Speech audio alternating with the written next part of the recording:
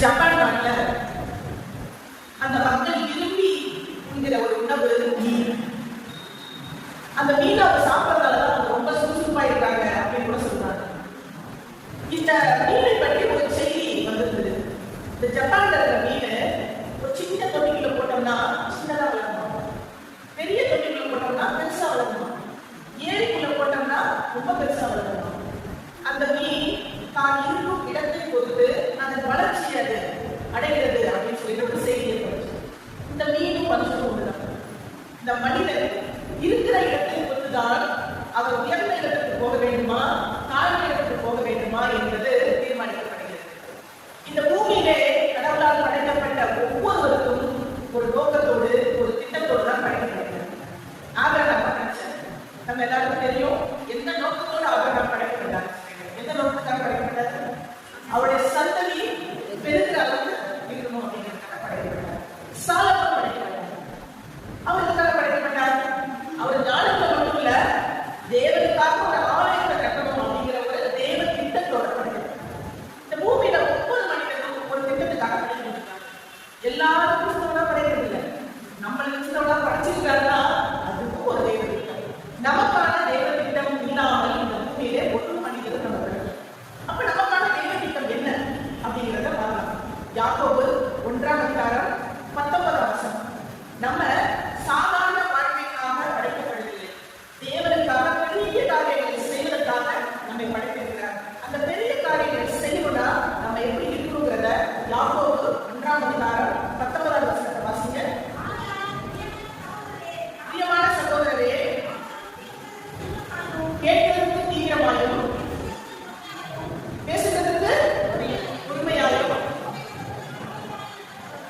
கோபிக்கிறதுக்கு தாராளமாகவும் இருக்க வேண்டும். கிறிஸ்தவர்களாக நம்ம கலந்துருக்கோம், பெரிய திட்டத்தை நிறைவேற்றுவதற்காக நம்ம கலந்துருக்கோம். அப்ப நம்ம எப்படி இருக்கணும்? கேட்கறதுக்கு தீவிரமா இருக்கணும். வார வாரம் ஆலயத்துல பிரசங்கத்தை கேட்டுட்டே இருக்கணும். சாதாரணமா கேட்கக்கூடாது, தீவிரமா கேட்கணும். பிரசங்கத்தை கேட்டுட்டு விமர்சனம் பண்ணும்போதோ இல்ல பிறரை விமர்சனம் பண்ணும்போதோ இல்ல நம்ம கருத்தை சொல்லும்போதோ நிதானிச்சு ரொம்ப பொறுமையா சொல்லணும். அதுக்கப்புறம் கோபத்தை வெளிப்படுத்துவதில் எப்படி இருக்கணும்? ரொம்ப தாமதமா இருக்கும். அப்படி இருந்தாதான் நம்மளால என்ன பண்ண முடியும்? பெரிய காரியத்தை செய்ய முடியும்.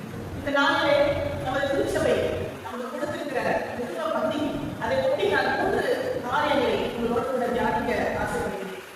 இந்த 3 காரியங்கள் நம்மிடம் காணப்பட்டால் தான் நாம் பெரிய காரியத்தை செய்ய முடியும்.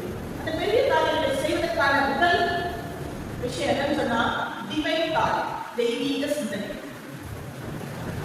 ஒரு சிலர் எப்படி சிந்திப்பாங்கன்னு சொன்னா, அதாவது மேலானவர்களை சிந்திக்கிறவங்க மேதாவிகள், ஆழமானவர்களை சிந்திக்கிறவர்கள் அறிஞர்கள், வித்தியாசமா சிந்திக்கிறவர்கள் விஞ்ஞானிகள், கலைநயத்தோடு சிந்திக்கிறவர்கள் கலைஞர்கள், தனக்கானவை மட்டும் சிந்திக்கிறவர்கள் சுயநலவாதிகள், பிறருக்கானவர்களை சிந்திக்கிறவர்கள். இப்ப நம்மோட சிந்தனை எப்படி இருக்குன்னு சொன்னா பிறருக்கானவர்களை சிந்திக்க வேண்டும். அதாவது பிலிப்பியர் 2:4 ஒரு அழகான ஒரு வசனம் இருக்கு. பிலிப்பியர் 2:4 படிங்க. அவனவன் தனக்கானவர்களை அல்ல பிறருக்கானவர்களை. அதுக்கு அடுத்த வசனம் படிங்க. யாரோட சிந்தை நமக்கு இருக்கணும்? கிறிஸ்து இயேசுவோட சிந்தை. அப்ப கிறிஸ்து இயேசுவோட சிந்தை என்ன? தனக்கானவர்களை சிந்திக்காமல் பிறருக்கானவர்களை சிந்திச்சாங்க. இந்த பூமியில கிறிஸ்து வந்ததோட நோக்கம் என்ன? அவருக்காக வந்தாரு, நம்மளுடைய பாவங்களுக்காக தான் அவர் வந்தாரு. அப்போ பிறருக்காக சிந்திக்கிறது தான் கிறிஸ்துவோட சிந்தனை. சிலர் எப்படி சிந்திப்பாங்கன்னா எல்லாமே சுயத்தை சார்ந்துதான் இருக்கும். அந்த அடி மனுஷனுக்குள்ளே எல்லாமே தலைமுதல் காலவரை தான் தான் நடக்குதான் அப்படின்னு சிந்திப்பாங்க. அப்படிப்பட்ட சிந்தனை இல்லை. வேறு சில பேர் மாதிரி சிந்திப்பாங்க. எப்படின்னா இப்ப ஆட்டுக்குட்டி இருக்கு வச்சுக்கோங்களேன், அப்படியே ஒரு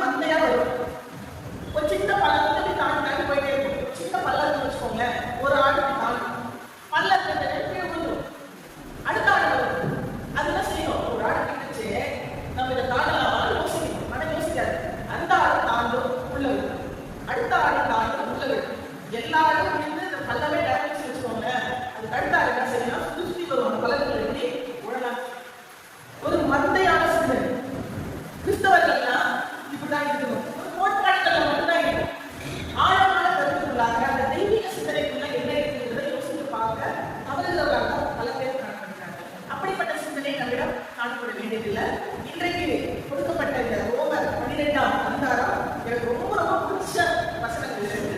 ரொம்ப ரொம்ப மனதுக்கு நெருக்கமான, அதிகமா சிந்திக்கக்கூடிய வசனங்கள் இருக்கு கொடுத்துருக்காங்க. அதுல 16ஆம் வசனத்தை படிங்க. ஒருவரோடு ஒருவர் ஏக சிந்தனை உள்ளவர்களாக இருங்கள். அப்ப இந்த டிவைன் சிந்தனைக்கு முதல்ல என்ன இருக்கணும்? ஏக சிந்தனை.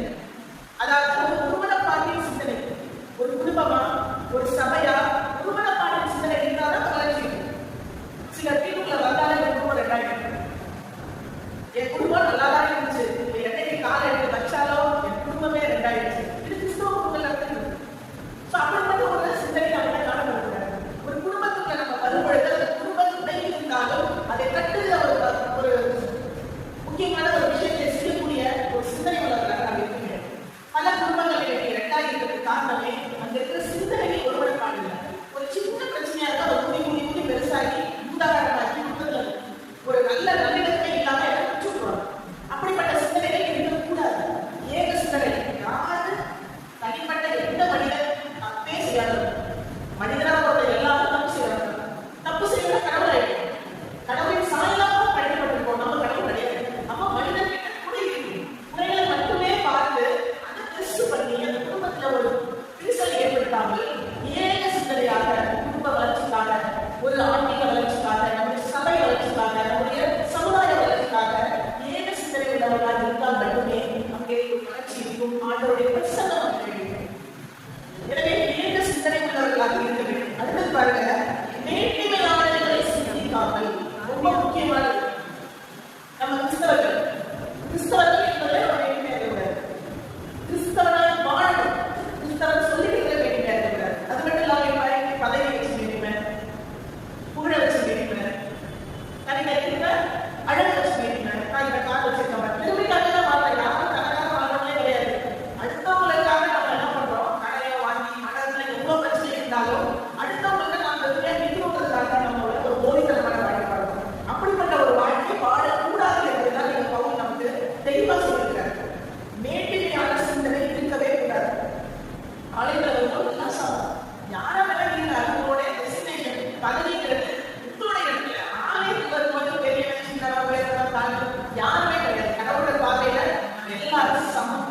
ஒரே ரத்தத்தால் கழுவப்பட்ட மக்கள் என்ற உணர்வோட வரும். அந்த பார்வையில வேண்டி வைக்கக்கூடாது, எண்ணத்துல வேண்டி வைக்கக்கூடாது, செயல வேண்டி இருக்கவே கூடாது. எல்லாரும் சரிசமங்கிற உணர்வு இருக்கிறது அந்த டிவைன் மெச்சூரிட்டிங்கிறது, ஒரு டிவைன் சிந்தனை. அடுத்த படிங்க, தாழ்மையானவர்களுக்கு இணங்குங்கள். நம்ம எப்பவுமே பார்க்க கஷ்டமா இருக்கும்போது கஷ்டப்படுற சொந்தக்காரர் சொல்லிக்கணும். அத்தியாவ வசதியா இருந்தா யார் தெரியுமா? சொந்தக்காரர் சொல்லி கடவுள் இப்படிப்பட்ட சிந்தனைகளை விரும்பவில்லை. ஒரு மனிதன் தாழ்மையான நிலையில் இருக்கும் பொழுது அவனை தேடி சென்று அவனுக்கு அன்பு செலுத்தி அவனை அரவணைத்து அவன் வாழ்க்கையில முன்னேற வைக்கிறதா உண்மையான ஒரு அன்பு, உண்மையான ஒரு சிந்தனை.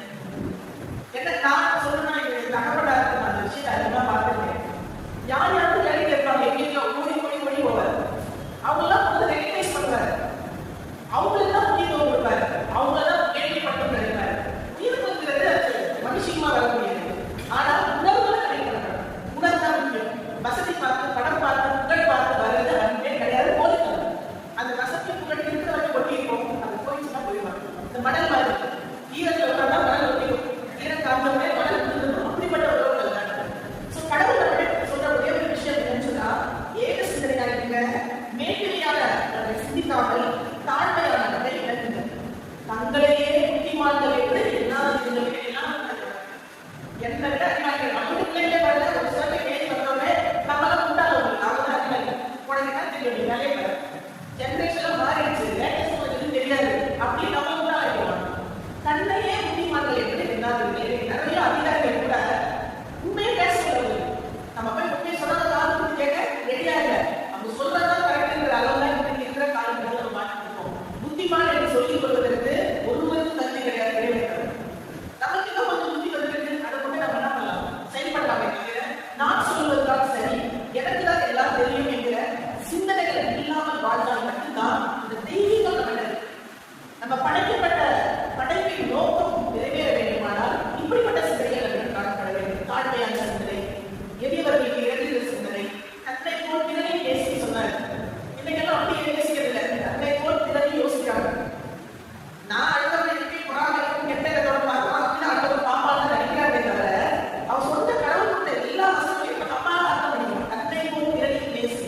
எனக்கு எப்படி வலிக்குமோ அப்படின்னு அடுத்தவங்க முடியும். அதனால இன்சல்ட் பண்ணும்போதோ நம்ம வார்த்தைகளை பிரயோகப்படுத்தும் பொழுதோ ரொம்ப ஜாக்கிரதையாக நம்ம அழைக்கப்படணும். இந்த டிவைன் சிந்தனை, இந்த தெய்வீக சிந்தனை நம்மிடம் காணப்பட்டால் நம்முடைய வாழ்க்கை ஜீவனுள்ள வாழ்க்கையாக வசனம் சொல்லுது. மாம்ச சிந்தனை மரணம், ஆவியின் சிந்தனை ஜீவன். கிறிஸ்துவாய் நமக்கு இருக்க வேண்டியது ஆவியின் சிந்தனை, தெய்வீக சிந்தனை. இந்த நாளிலே நாம் இந்த தெய்வீக சிந்தனையை சுதந்திரத்துக் கொள்ள நாம் தயாராக இருக்க வேண்டும். இரண்டாவதாக டிவைன் லவ், தெய்வீக அன்பு. 1967 to 70 நைஜீரியால ஒரு உள்நாட்டு கலவரம். அங்க நிறைய ட்ரைப்ஸ் இருப்பாங்க, சின்ன சின்ன இடங்கள். அதுல இன்ஃபேக்ட் ஒரு ட்ரைப்ஸ் மிகப்பெரிய கலவரம் நடந்து நிறைய பேர் இறந்து போனாங்க. அந்த போர்ல அந்த போர் நடந்து முடிஞ்சிருச்சு. அதுக்கப்புறம் ஒரு அதிபர் வராங்க, அவர் பேரு கோவன். இந்த அதிபர் வந்தவரை முதல்ல என்ன செஞ்சாரு தெரியுமா? நம்ம என்ன செய்வோம், இந்த கலவரத்துக்கு யார் யார் காரணமோ மொத்த பயணம் ஜெயில போடுவோம், இல்ல வேற ஏதாவது பனிஷ் பண்ணுவோம், நாடு கடந்தோம் நம்ம யோசிப்போம். ஆனா இவர் என்ன செஞ்சாரு தெரியுமா? ரெண்டு விஷயம் செஞ்சாரு. முதலாவது என்னன்னு சொன்னா, அந்த இடத்தை சேர்ந்த திறமையுள்ளவர்களை செலக்ட் பண்ணி அரசாங்கங்களை கொடுத்தாரு. ரெண்டாவது என்ன செஞ்சாருன்னா, அவரை கூப்பிட்டு உங்களுக்கு தான் பிரச்சனை எனக்கு சொல்லுங்க, நான் உங்களோட பிரச்சனைகளை தீர்த்து வைக்கிறேன். இதை கேட்ட மற்றவங்க என்ன பண்ணுவாங்க? உனக்கு எல்லாரும் யோசிச்சு பார்த்தீங்களா? இந்த நாட்டு இவ்வளோ பெரிய மூளையும் அழிவையும் சந்திப்பதற்கு காரணமாக இருந்த இடத்தை வந்து அரசாங்கத்துல நான் உனக்கு என்ன பண்றேன், பிரச்சனைகளை தீர்த்து வைக்கிறேன்னு சொல்றீங்க, சரியானு கேட்டாங்க. அவர் சொன்னாரு, தீமையை தீமையால் வெல்ல முடியாது, தீமையை நன்மையால் மட்டும்தான் வெல்ல முடியும். இப்ப நான் ஒரு பனிஷ்மெண்ட் கொடுத்தேன்னா இன்னொரு கூட்டம் தாக்குவதற்கு தயாராகும். அதனால தவறான ஒரு ஜெனரேஷனை உருவாக்குவதற்கு தான் உதவவில்லை. அவங்க தப்பு செஞ்சாங்க, தெரியாம செஞ்சாங்க, அவங்களுக்கு நியாயம் கிடைக்கல, தப்பு செஞ்சாங்க. இப்ப நான் அவங்க நியாயம் கொடுக்குறேன்னு சொல்லுவோம், தப்பு சொன்னாங்களா திருப்பி அளவே இருப்பாங்கல்ல அப்படின்னு சொன்னாரு. அந்த கருத்துக்களை தான் ஒட்டிய வசனங்களை நான் சிந்திக்கலாம். 17ஆம் வசனம் எடுத்துக்கோங்க. ஒருவனுக்கும் தீமைக்கு தீமை செய்யாதீர்கள், எல்லா மனுஷனுக்கும் முன்பாகவும் யோகியமானதை செய்ய நாடுங்கள், கூடுமானால் உங்களால் மட்டும் எல்லா மனுஷரோடும் சமாதானமாக இருங்கள். 3 கட்டளை எடுத்துருக்காரு. ஒண்ணு, யாரும் தீமைக்கு தீமை செய்யாது. தீமைக்கு தீமை செய்து யார் பண்ணணும்? மனுஷன். நன்மைக்கு தீமை செய்து யார் பண்ணணும்? சாப்பிடணும். தீமைக்கு நன்மை செய்து யார் பண்ணணும்? இறைவன். நம்ம இறைவனோட பிள்ளைங்க இல்லையா? இப்ப நம்ம என்ன காணப்படணும்? நம்ம தீமையே செய்தாலும் அவர்களுக்கு நன்மை செய்கிற ஒரு குணத்தை தான் கடவுள் நம்மகிட்ட எதிர்பார்க்க. அதனால முதல் கட்டளையாக எடுத்துருக்காங்க, தீமைக்கு தீமை செய்யாதீங்க. தீமை செய்யறது ஒரு குணம், தேவைக்கு கொட்டுறதுதான் குணம், அது கொட்டதான் செய்யும். அதுக்காக தேவையோட வருத்தப்பட வேண்டாம். அதனால இந்த குணம் இருக்கா அப்படின்னா நம்ம என்ன பண்ணலாம்? முடிஞ்ச அளவு குட்டி போட்டு ஜபம் பண்ணலாம். அவங்களுடைய எதிர்ப்பு கிடைக்கிற அவசியம் இல்லை. ரெண்டாவது என்ன சொல்றாரு? எல்லா மனுஷனுக்கும் முன்பாக யோக்கியமானதை செய்யுங்கள். இதுதான் ரொம்ப கவனிக்கணும் கிறிஸ்தவர்களாக. எல்லா மனுஷனுக்கும் முன்பாக எல்லாரும் தான் போராடுவாங்க. நானும் என்ன பண்றது? சமுதாயத்தோட ஒத்து வாழ்றதை வாழ முடியும். ஏதாவது எடுத்து கேட்டா வாழ முடியுமா? அதனால அவன் லட்சம் வாங்கினா நானும் வாங்குறேன், அவன் இன்சைக்கிறான் நானும் அடிக்கிறேன், அவன் இந்த தப்பு செய்யறான் நான் இந்த தப்பு செய்யறேன். இதுதான் தப்பு. இதெல்லாம் அடுத்தவங்க ஏமாந்து குறைச்சதான் வாழ முடியுது. வேறு வாழ முடியுது. நான் ஏன் நேர்மையா வாழணும்? இடத்துல சாதிச்சிட்டேன். இப்படிதான் நமக்குள்ள சிந்தனை வருது. நம்ம இஸ்ரவேலர்கள் எப்படி 40 வருஷம் பிரயாணத்துல முன்னுந்தாங்களோ இப்ப நம்ம பிரயாணம் முன்னுக்கிற பிரயாணம் தான் இருக்கு. ஏன்னா நம்ம வாழ விடப்பட்டிருக்கிறது சமுதாயம். ஏன்னா மிகப்பெரிய அடிமை நோக்கி இந்த சமுதாயம் நடந்துருக்கு. யாரை பத்தி கவலைப்படுறது? இன்னைக்கு சொல்லிட்டே இருக்கோம், இந்த உலகத்துல பூமி வாழ தண்ணி இல்லாம மாறிட்டே இருக்கு. எச்சரிக்கை கொடுத்துட்டே இருக்காங்க. நான் கவலைப்படுறோமா? என் பிள்ளைங்க 2 வீடு இருக்கணும், நான் 4 கார் வாங்கணும். முதல்ல யோசிக்கிறோம், நம்ம பிள்ளைங்க மேல உண்மையான அக்கறை இருக்கிற பேரண்டாக இருக்கு. நம்ம யோசிக்கணும், நாளைக்கு என் பிள்ளை வீடு இல்லாம கார் இல்லாம வாழும், தண்ணி இல்லாம சுவாசத்தை காற்று இல்லாம நல்ல சாப்பாடு இல்லாம வாழ முடியாது. இந்த பூமியை பாதுகாக்க நான் ஏதாவது ஒரு மறந்து வைக்கிறேன், நான் ஏதாவது ஒரு பிளாஸ்டிக் யூஸ் பண்ணாம நான் பூமியை காப்பாற்றுறது என்ன அப்படிதான். அப்ப பெற்றவர்களாக நம்ம சுயநலத்தோட நம்ம வந்து மாட்டி போயிடும். அடுத்த தலைமுறை நினைச்சா தூக்க மாட்டேங்குது, நம்மளையா இருக்கு. சுவாசிப்பதன் முக்கியத்துவம் அதை கிடத்தப்ப நம்ம முடிச்சிருக்கோம். நாம பேர் எவ்வளவு பேர் நாட்டு இல்லாம சொல்லுவாங்க. ஆனால் தூங்குறோம், அவங்கதான் தூக்கு வச்சு அடுத்த லெவலுக்கு வந்துட்டோம். ஸோ எதிர்கால சந்ததியை குறித்த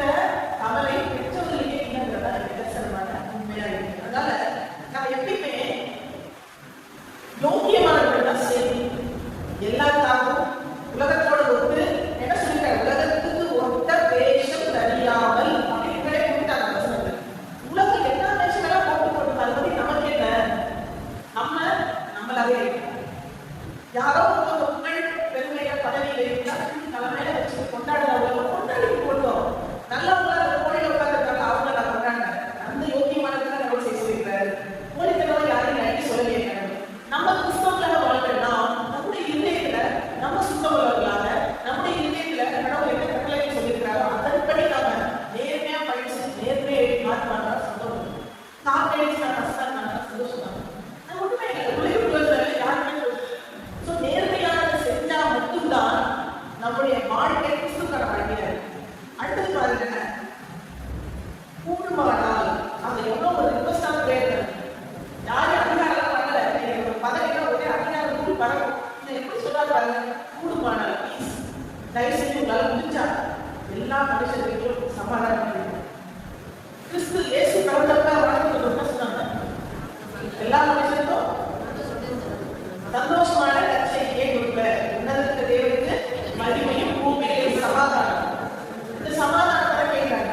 அது எப்படி ஒரு கேட்காரு ரிக்வெஸ்ட், கூடுமானால் ப்ளீஸ் எல்லாருக்கும் சமாதானம் அப்படின்னு சொல்லிட்டு ஒரு ரிக்வெஸ்டா வைக்கிறாரு. அதே ரிக்வெஸ்ட் நேரத்துல முதல்ல நமக்குள்ள நாம சமாதானமா இருக்கு. நமக்குள்ள எப்படி போராட்டம் தேவைப்படுது. இந்த பசிபிக் பெருங்கடல் இருக்கு இல்லைங்களா, அது அமைதி கடல் சொல்லுவாங்க. ஆனா அது உள்ளார பாத்தீங்கன்னா ஏகப்பட்ட எரிமலைகள், ஏகப்பட்ட எல்லா பிரச்சனையும் வெளியில சொல்லியே நமக்குள்ள முழுக்க நிறைய கோச்சிட்டு இருக்கு. அந்த சமாதானம் நம்மை நாம் சமாதானம் என்ன கடவுள் என்ன படிச்சுக்கிறது போதும், ஐ சாட்டிஸ்ஃபை. அவருக்கு தெரியும்ல எனக்கு கொஞ்சம் உயரமா கொஞ்சம் கலரா தேவையில்லை, அவங்க தெரியும் என்ன கலர் போதுமான கிடைச்சிக்கிறாரு சந்தோஷப்படுத்தணும். இல்லாதவங்களை வச்சு கவலைப்படுறேன். நான் இந்த வீட்டுல ஏன் பிறந்தனும் அந்த வீட்டுல பிறந்ததுதான் நான் இன்னும் நல்லா இருப்பேன். இப்படி நமக்குள்ளேயே ஏற்பட்ட எதிர்பார்ப்புகள்ல தனிப்பட்ட சமாதானத்தை எழுதுது. ஆனா நமக்கு என்ன கொடுக்கப்பட்டதோ குடிசை வீடாக இருந்தாலும் நிறைவா இருக்கிறேன், நிம்மதியா வாழலாம், அடுத்தவங்க ஏமாத்தல இல்ல, நான் சுலபா சம்பாதிக்கிற வாழ்க்கை, யாரையும் ஏமாத்தி வாழலையே, யாரையும் பொய்யா புகழ்ந்து நமக்கு எந்த ஒரு அன்பையோ இல்ல பொருளாதார நான் பெற்றுக்கொள்ளையே, எதை விட பணக்காரங்க யாரு? எனக்கு அமைதியும் சமாதானம் படுத்தாத என்னை விட என்ன இருக்க வேண்டும் என்று நமக்கு கொடுக்கப்பட்ட விஷயங்களை நம்ம சமாதானமா இருக்கணும். நம்ம சமாதானமா இருக்கானா அடுத்தவங்களை நம்ம சமாதானமா வச்சுக்க முடியும். குடும்பத்துல சமாதானமா இருக்கணும். எல்லா மனிதர்களையும் முறையில் காணப்படுகிறது. ஆனாலும் முக்கியமானது இந்த சமாதானத்தை நாம் பிரிக்கிறவர்களாக சமாதானத்தை ஒரு சேவை வீட்டுல யார் போட்டாலும் விடு விடு விடு இதெல்லாம் சவிடு அப்படின்னு ஒரு சமாதானப்பட்ட அப்படியா சொன்னா ஆமா நான் நினைச்சேன் அவனுக்கு இதே வேலைதான், நீங்க என்ன அவனை ஜாக்கிரதையா பேச்சே வச்சாங்க அப்படின்னு நம்ம சொல்லக்கூடிய மக்களாக நம்ம இருக்கக்கூடாது. இந்த மூன்று முக்கியமான கட்டளை குறித்து அடுத்து சொல்றாங்க, பிரியமானவர்களே அழிவாங்குவது எனக்குரியது, நான் செய்வேன் நீங்க அதை செய்யாதீங்க. உங்களுக்கு பெரிய கட்டியே உங்களுக்கு நானே திருப்பி போடுறேன். அதுக்கு பழிக்கு பழி வாங்குறது கிறிஸ்தவர்களுடைய இயல்பு அல்ல, கிறிஸ்தவருடைய சிந்தனை அல்ல, கிறிஸ்தவருடைய அன்பும் அல்ல. கிறிஸ்துவ அன்பு எப்படிப்பட்டதுன்னா தன்னை பகைக்கிறவரை பேசுகிறது. சிலுவையால் அரைஞ்சாங்க, சிலுவையை தொகுவது என்ன செஞ்சாரு, எல்லாரும் பண்டிகைகள் பிரேரணை. அப்போ தன்னை சிலுவையில அரைஞ்சினாங்க, இவங்கெல்லாம் நாசமா போகிற ஒரு சூழல். எல்லாரையும் பண்ணீங்க தாங்கள் செய்யறது எதாவது அறியாம செய்யறாங்க. எல்லா மனுஷனும் தவறு செய்யறாங்க, தவறு செய்யற எல்லாரும் அறியாம செய்யறாங்க. அவங்களுக்காக நம்ம என்ன பண்றோம், ஜெபிக்கிறமே தவிர அவங்களை பழிவாங்க வேண்டும் என்ற எண்ணம் நமக்குள்ளே இருக்கக்கூடாது. அதுதான் தெய்வீக அன்பு. இந்த டிவைன் லவ்ங்கிறது எப்படி ஒரு கட்டத்துல அரைஞ்சா முதல் கட்டத்தை காட்டி சொல்லிட்டாரு. நமக்கு எவ்வளவு வேணா நம்ம தீர்த்து நம்ம தலையில கொண்டு நமக்கு கடவுள் இருக்கிறது. நான் எப்பவுமே சூழலை சொல்லுவேன், யாராவது கோவப்பட்டு பாட்டு சொல்லுங்க அப்படின்னு சொல்லிட்டு அப்ப வீட்டுல சொல்றாங்க, நீங்க இப்படி சொல்லிட்டீங்க பசங்களை எடுத்து டாக்டர் செய்யறாங்கன்னு சொல்றாங்க, ரொம்ப கஷ்டமா இருக்காங்க அப்படின்னா அப்படி இல்லாம பிராக்டிஸ் ஆகும். ஒரு விஷயத்தை நம்ம பிராக்டிஸ் பண்ணாதான் நமக்கு கேரக்டரா மாறும். யார் இருந்தாலும் டாக்டர் சொல்லி படிக்க வச்சுக்கோங்க, நமக்கு சமாதானம், நமக்கு எதிரியா இருக்க மாட்டாங்க. எதிரி வாழ்க்காக அவங்களுக்கு தெரிஞ்சிருவாங்க. எல்லாம் கிறிஸ்தவர். தீமை எது இருந்தாலும் தீமையை நன்மையினால் வெல்வதுதான் கிறிஸ்துவ. அந்த கிறிஸ்துவ நமக்கு காணப்பட வேண்டும். அந்த கிறிஸ்துவ நம்மளாம் உறுதி இருக்கு. ஆனா நமக்கு மிருகம் இருக்கு சொல்லுவாங்க. நம்ம எல்லாம் மிருகத்துக்கு ஏற்பாடு கொடுத்து அந்த அன்பை மூலையில வளர்க்க வச்சிருக்கோம். அதை தட்டி எழுப்பி அந்த அன்புக்கு உயிர் கொடுக்கறதுக்காக கட்டதுனாலே நம்மை அழைக்கிறாங்க. மூன்றாவதாக டிவைன் ஃபெய்த். அன்பு இருந்தாதான் நம்பிக்கை இருக்கும். குடும்பத்துல கணவன் மற்றும் மனைவிக்குள்ள நிறைய சந்தேகம் பிரச்சனைகள், முதல் சந்தேகம் நம்பிக்கை இல்லாதவங்க, அன்பு இல்லாதவங்க நம்பிக்கை இருக்கும். இந்த நம்பிக்கைங்கிறது மிக மிக முக்கியமான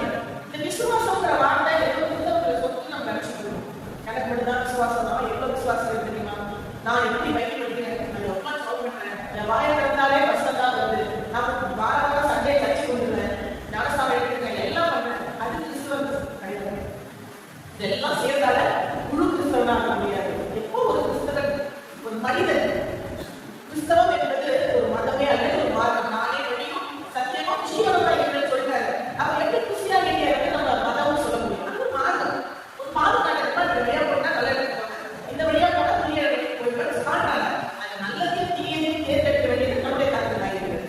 பிரியமானது, இந்த கிறிஸ்தவ விசுவாசத்துக்கு நான் பார்க்கிறவங்களா இல்லாம இதுல இன்றைக்கு வாசித்த மத்தேயு நற்செய்தி நூல்ல ஒரு அழகான ஒரு சம்பவம் வாசிச்சோம். ஒரு நூற்றுக்கதிபதி, அந்த நூற்றுக்கதிபதி யூதன் அல்ல, அதாவது கிறிஸ்தவ அல்ல வச்சுக்கணும்.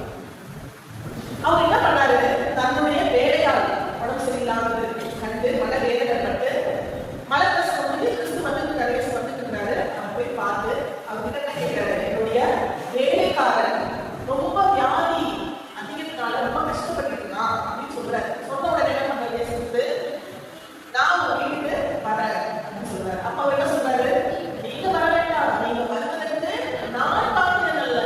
அப்ப நூற்றுக்கதிபதி நல்லா படிச்சு நல்லா வசதி வாய்ப்புகளா இருக்கணும், அதிகாரம் படைத்ததா இருக்கணும். அப்பேற்பட்ட மனுஷன் என்ன சொன்னாரு, நீங்க என் வீட்டுக்கு வர்றது நான் பார்க்கல நல்ல.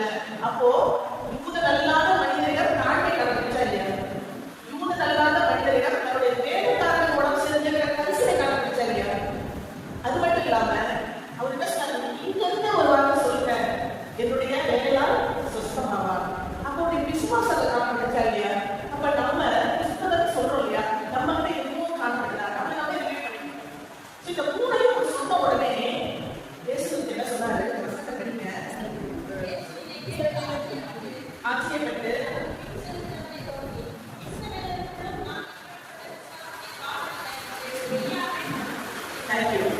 இஸ்ரவேலுக்குள்ள இப்படிப்பட்ட விசுவாசத்தை நான் காணல. நமக்காக சாட்சி பழகிற ஒரு வாழ்க்கையை கிறிஸ்தவரை நம்ம வாழ்றோம். இயேசு கிறிஸ்தவ சாட்சி சொல்லியிருக்காரு. என்ன சொல்லியிருக்காரு, 2 சாட்சி சொல்லியிருக்காரு. இஸ்ரவேலர்கள் அவிசுவாசம் இருக்காங்க, 2வது புறஜாதிகளான இந்த மனுஷன் விசுவாசத்தோட இருக்கிறான். 2 விதமான சாட்சி சொல்லியிருக்காரு. சொல்லிட்டு ஒரு எச்சரிக்கை கொடுத்துருக்காரு பாருங்க. கிழக்கிலிருந்து மேற்கு நடுவில் இருக்கிற இஸ்ரவேலர்கள், கிழக்கிலிருந்து மேற்கிலிருந்து நிறைய பேர் வராங்க, வந்து ஆபிரகாம் ஈசாக்கு யாக்கோபு என்கிறவர்களோடு பந்திருக்கிறார்கள். அப்படின்னா ஆபிரகாம் ஈசாக்கு யாக்கோபு போல விசுவாசத்திலும் கடவுளுடைய செயல்களை கரெக்டா செய்யறதையும் நல்ல மனிதர்கள் கிழக்கு மேற்கிலிருந்து வர்றாங்க.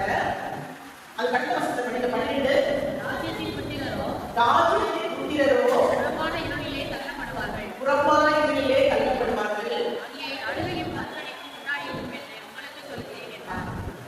அங்கே அழுகையும் பற்கடிப்பும் உண்டாயிருக்கும். நல்லா யோசிச்சு பாருங்க, இந்த எச்சரிக்கை நமக்கு தான். ஏதோ இஸ்ரவேலுக்கு அன்னைக்கு கொடுத்தார்கள் இல்லை, இன்னைக்கு நமக்கு கொடுக்குற எச்சரிக்கை. இந்த விசுவாசம் உங்கள்கிட்ட காணப்படல, இந்த அன்பு உங்கள்கிட்ட காணப்படல, இந்த ஒரு சிந்தை உங்கள்கிட்ட காணப்படல. வெளியில இருக்கிறவங்க நம்ம இப்ப வந்து கிறிஸ்தவத்தை சொல்லிக்கணும். நிறைய பேரு கிறிஸ்தவத்தை முன்னாடி வாழ்ந்துட்டாங்க சொல்லிக்கணும். அவங்க இயேசு கிறிஸ்துவ முழுசா தெரியாது, ஆனா இயேசு கிறிஸ்துவ சுபாவத்தோட மக்கள் நிறைய பேர் நீங்களும் பார்த்துருக்கீங்க. கண்டிப்பா நம்ம வசனங்களை படிப்பதனாலே நாம் கிறிஸ்தவர்களாக இருக்க முடியாது, வசனங்களின் படி வாழ்க்கை போட்டு நாம் கிறிஸ்தவர்களாக ஆக முடியும். ஒரு மிகப்பெரிய எச்சரிக்கை. 2வது தயாராக இன்னைக்கு கடற்கரை எல்லாமே வழியில போட்டு எல்லாமே நிறைவேறிட்டு அங்கங்க புத்தகங்கள், அங்கங்க விழாவிற்கள், கொள்ளைகள் எல்லாம் வந்துட்டு நிலையான நேரத்தில் நிகழ்வாக நம்ம போட்டி வரக்கூடாது. அப்போ அவருடைய வருகைக்குள்ள அவருடைய ராஜ்யத்துக்குள்ள பிரவேசிக்க வேண்டுமானால் அவருடைய திட்டத்தை நம்ம நிறைவேற்றிக்குள்ள நம்ம எதுக்காக நினைச்சாலும் அந்த திட்டத்தை நம்ம நிறைவேற்றணும். அதை நிறைவேறினால் நம்ம என்ன காணப்படணும், ஒரு டிவைன் திங்கிங், டிவைன் அதாவது ஆன்மீக சிந்தனை.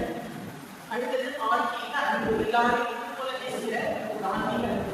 அடுத்ததாக ஆன்மீக விசுவாசம், டிவைன் ஃபெய்த்.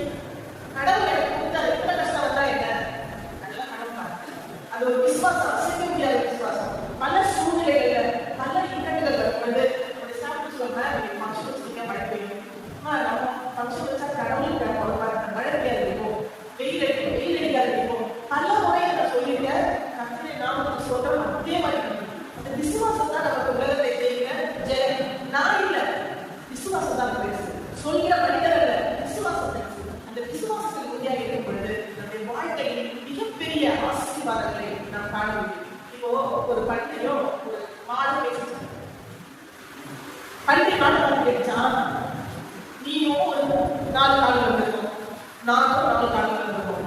அது என்ன ஒன்று மட்டும் எல்லாம் பெருசா அழகாக பூஜை பண்றாங்க, உனக்கு பொங்கல் வைக்கிறாங்க, எனக்கு வச்சா அழகாக எனக்கு தான் அவங்க சாப்பிட்றாங்க, உடனே தான் சாப்பிட்றாங்க. இது என்ன இவ்வளவு பார்க்க மாட்டேன் மாட சொல்லிச்சான், அப்பா நீ வாழும் போது அவங்களுக்கு ஒரு உதவி செய்யல, நீ செத்த விதமா அவங்க சாப்பிட்றாங்க. ஆனா நான் வாழும் பொழுது அவங்களுக்கு பார்க்கிறேன், இவருடைய கழிவுகள் அவங்களுக்கு சுத்திகரிப்பு பொருள் சானிடைசர் ஆகிருக்கு. நான் தொடர்ந்து வாழும் போது அவங்களுக்கு நல்ல செய்யறேன், செத்த பொருள் நல்ல செய்யறேன். அதனால கண்ணாடி நம்ம பன்றி போல வளர்க்கலாம், மாடு போல வளர்க்கலாம். நம்ம பன்றி போல வளர்ந்து நம்ம வளர்க்க மாட்டாங்க, மாடு போல வாழ்ந்தா மட்டும்தான் வளர்க்க மாட்டாங்க. ஸோ அதனால இந்த டிவைன் சிந்தனையும் டிவைன் அன்பும் டிவைன் விசுவாசமும் நம்மளோட காரணங்களா கண்டிப்பா நம்ம தூக்கி கொண்டாடுவாங்களோ இல்லையோ நம்ம மனசுல நம்ம எப்போ ரோல் பண்ணல 1000 தலைமுறை நம்ம ரோல் பண்ணல இருக்கும். இந்த நாளிலே உங்களோடு கூட நம் பிறந்ததின் நோக்கம் நம்ம கிறிஸ்தவராக இருக்கணும்னா எப்படி இருக்கணும்ன்றத நம்ம சொல்லியிருக்காரு. காதுல கேட்டுக்கிறோம், வாரம் கேட்கணும். ஆனா மனசுல உட்கார்ந்து இதை சிந்திச்சு வச்சுக்கோங்க, மாற்றம் பண்றத கண்டிப்பா நடக்கும். நம்ம இருக்கிற பொல்லாத சிந்தனைகள், அக்கிரமான சிந்தனைகள், பெருமையின் சிந்தனைகள் இது எல்லாமே கலைந்து போட்டு இயேசு கிறிஸ்து அவர் தெய்வம், அவர் இந்த பூமியில வாழ்வாங்க தாழ்மையாக தன்னை வெறுத்து தாழ்மை ரூபமா எப்படி வாழ்ந்தார்கள் நம்ம யோசிக்கும் பொழுது நம்மிடம் பெருமைப்படுவதற்கு எதுவும் இல்லை என்பதை நாம் கண்டிப்பாக உணர முடியும். இறுதியாக ஒரு சின்ன கதை சொல்லி ஒரு போர் நடந்தது, டெய்லி போர் நடந்தது. காலையில் எத்தனை மணிலேருந்து எத்தனை மணி வரைக்கும் போர் நடந்தது. போர் முடிஞ்ச அப்புறம் எல்லாரும் ஓய்வு எடுப்பாங்க. அப்போ ஓய்வு எடுக்கும் போது அந்த தளபதி வந்து கேட்டாங்க, இன்னைக்கு போர்லயே சிறப்பான போர் செஞ்சவர் யாரும் சொல்ல முடியுமா அப்படின்னு கேட்டாங்க. அப்போ அவங்க சொன்னாரா, எதிரி நம்மளுடைய அதாவது உள்ள இருக்கிற ஒரு அந்த என்ன சொல்ற போர் வீரரை கிட்ட வரும்பொழுது இவரு நான் உயிர் போனாலும் பரவாயில்ல போய் வெட்டாங்க, அவர் தான் சிறந்த ஒரு வீரன் அப்படின்னு சொன்னாங்க. இன்னொரு சொன்னாங்க, அதெல்லாம் இல்ல, தன்னோட கை கால் எல்லாம் வெட்டுப்பட்டு ரத்த சுத்திர நிலையில கூட நம்முடைய நாடு வாழ்க்கை நான் தான் சிறந்த வீரன் அப்படின்னு சொன்னாங்க. இப்படி ஆளுநர் ஒரு சொன்னாங்க. அப்போ அந்த தலைவர் சொன்னாங்கன்னா, இவங்கெல்லாம் போர்ல சாதாரண நடக்கக்கூடிய சாதாரண செயல்தான், இதுல சிறந்தவர்கள் சொல்ல முடியாது, மொத்தம் தான் சிறந்தது. எப்படின்னா எதிரியோட அந்த எதிரி நாட்டுக்கு ஒரு போர் வீரர் கையில கிடைச்சா அவன் வெட்டுவதற்கு கையை ஒட்டினான். அந்த நேரத்தில் போர் நின்றதுக்கு அறிவு போடுச்சு, டக்குனு வாங்கினான். கையில கிடைச்சால ஒரு நிமிஷத்துல வெட்டிலாம் யோசிக்கல, அந்த போர் நிறுத்தப்பட்டதுங்கிற அந்த மணி அடிச்ச உடனே அவன் கீழ்ப்படுத்தாங்க, அவன் தான் சிறந்த வீரன் அப்படின்னு சொல்லி சொன்னான்.